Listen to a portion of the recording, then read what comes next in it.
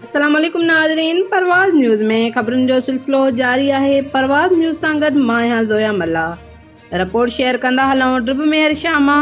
Reporter Mahmud हुजण जी। ड्रिब mayor Shah जे नौजवाननि जो सियासी जोड़जक शुरू।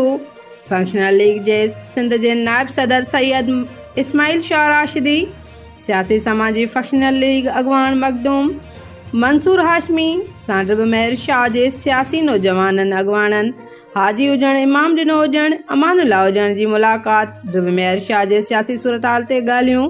फंक्शनल लीग सिंध जे नायब सदर पीर सैयद इस्माइल शाह राशिदी, फंक्शनल लीग अॻवान मखदूम मंसूर हाशमी चयो त पीपल्स पार्टी करप्शन जा रिकॉर्ड तोड़े छॾिया आहिनि। पीपी ग़रीब अवाम खे रिलीफ ॾियण बदिरां ग़रीबनि सां ज़ुल्म करे रही आहे। हाणे अवाम सुजाग थी चुको आहे। जल्द सिंध मां करप्ट सियासतदाननि जो ख़ात्मो थींदो। अवाम फंक्शनल लीग खे वोट ॾेई कामयाब कंदो।